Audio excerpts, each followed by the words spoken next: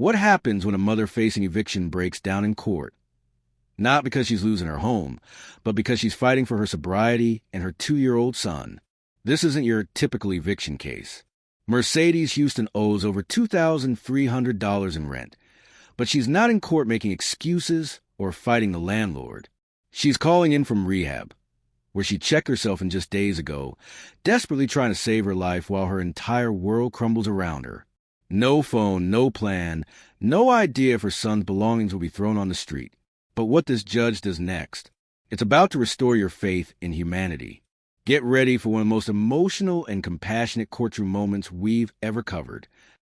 Court calls case of Arbor One West versus Mercedes Houston. I'm here, Your Honor. Okay. Hello, Miss Houston. All right. What's the claim in this case? Thank you, Your Honor. Ryan Wojcik for the plaintiff. We're showing rent of $2,196, cost of $175.10 for a total of $2,371.10. All right. Miss Houston, go ahead. What were you going to say? Try not to get emotional. There's a lot going on. I'm currently in a rehabilitation center with my son. So I'm not going to be able to keep my apartment. I am just hoping, and I have to go to transitional housing. I'm trying to get my life. Okay. Okay. Hold on. I'm just hoping. Go ahead. I'm just hoping for a little bit of time to get at least my son's belongings out. Right here, this is where everything changes. She's not asking to fight the eviction. She's not claiming she doesn't owe the money. She's literally calling from a rehabilitation center, admitting she can't keep her apartment. And all she wants is time to get her 2-year-old son's belongings. Can you imagine the courage it takes to appear in court while you're in the middle of detox? She didn't even have a phone. She just found out about this hearing this morning. This woman is at rock bottom, choosing recovery over everything else, including her home. And notice how she's not making excuses or blaming anyone. She's taking full responsibility while her entire life falls apart. The raw vulnerability here is absolutely heartbreaking. Belongings out. I don't think I'm going to be able to get everything out. I don't even know. Like, we don't have phones. I didn't even know until my court date, until this morning. I've been in here since last week. I'm just trying to get my life together. Okay. All right. Let's do this. Let's back up a second. So you've been in rehab since last week? Since the 5th of June. Okay. All right. And so you got to work on your sobriety, right? Okay. Yes. All right. All right. Hold on. Miss Houston, listen. Yes, Your You just got to work through it. Okay. You're taking the big step first. Okay. I mean, putting yourself where you are right now to get the help. That's the important thing, because nothing else could happen until you did that, right? Yeah. Okay. So now let's figure out. Let's try to figure out. You said that you can't keep your place, right? Is that how that's going to work for you, or? I mean, I don't know. I don't know if I've exhausted all of my assistance. I don't know. Okay. Okay. All right. I'm just trying to avoid them throwing everything outside on the street. No, I got you. Okay. So first of all, you got a lot to worry about. That part of the process, just listen, okay?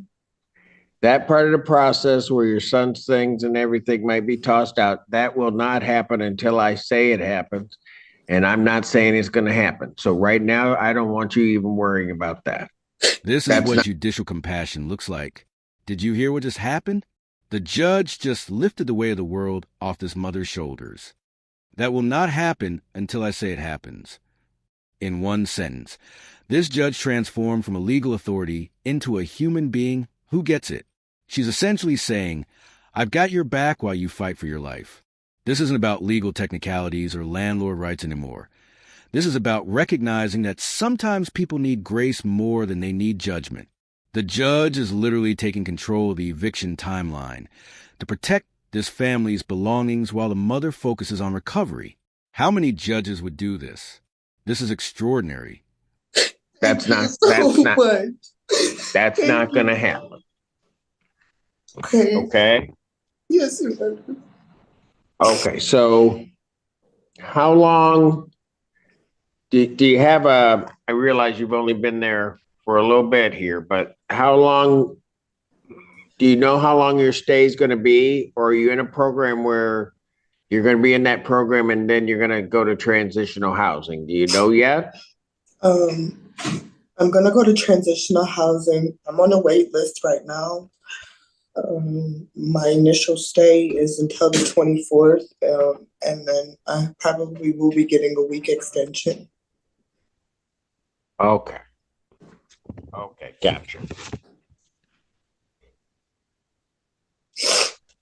Okay, there's a reason why I'm asking you this, okay? Okay. And don't take offense to my question, okay? I'm asking the questions to see if there are resources that might help you. Do you have, so you're in rehab, you just checked yourself in, or are you there as part of a criminal case? No, I checked myself. All right, okay. So let's see. Stop right there. This detail is crucial. She checked herself into rehab. She wasn't court-ordered. She wasn't forced by family or threatened with losing her kids. This mother made the hardest decision of her life voluntarily. Do you understand how rare that is? Most people in her situation would be trying to hide their struggles, making excuses, or fighting to keep their apartment at all costs. But she chose recovery over everything, even knowing she'd lose her home. The judge's reaction tells us everything. She's not just processing a case. She's trying to find resources to help. This judge is actively problem-solving, not just ruling. She's asking these questions because she cares about the outcome beyond just a legal decision. What was your plan right now as we sit here today for trying to get you and your son's stuff out of the place? Did you have a plan in place or you don't? It's okay. If you tell me I don't know, that's okay. I don't know. All right. Okay, fair enough. You said you've been there since the 5th, right? So just a little over a week. Yeah.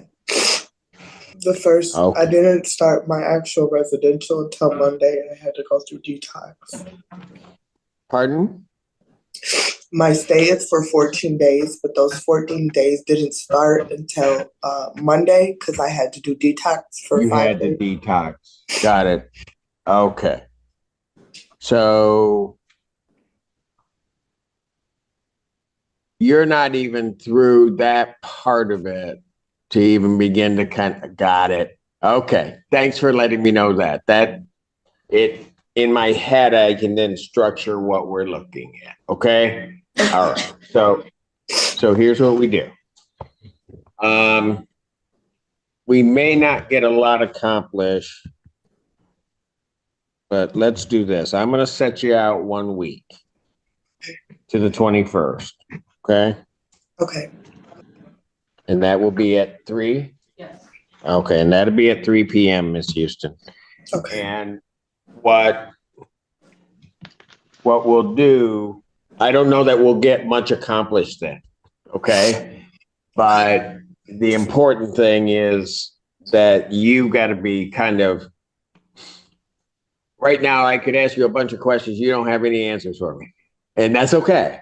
But right. So, and it may come back. I might come back next week. I might be asking you questions. You won't have answers for me then, but you'll be a week into your process. So things, hopefully, as this next week go on, will become a little bit clearer for you.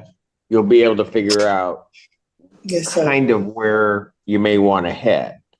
Right. Because right now, everything right now is just scrambled for you. Right. It's just a big giant ball of stuff with no order. right? Exactly. Yeah. Okay, all right. I'm trying And to that's get through okay. It's part of the process that you got to work through that. So here's what we'll do. We'll come back next week. Okay. Okay. What I want you, how old's your son? He's 2. A 2-year-old. Let that sink in. This mother is going through detox, one of the most physically and mentally challenging experiences a human can endure, while worrying about her toddler's toys and clothes being thrown on the street. But watch what happens next. This judge is about to deliver one of the most powerful moments of humanity we've ever seen in a courtroom. She's not treating this like a typical eviction case where it's just about money owed. She understands that this is a mother in crisis who made the brave choice to get help, even if it means losing everything. The judge is essentially becoming this woman's advocate, by her time not just legally, but emotionally. This is what justice with compassion looks like. Okay. All right. So look, here's what I want you to do between now and then. Because sometimes there are things that are more important in life than other things. Okay. Mm-hmm. We'll figure this part out somehow or another. All right. We'll do it together. We'll figure that out. I want you, you're welcome. What I want you to do right now is I want you to focus on your sobriety.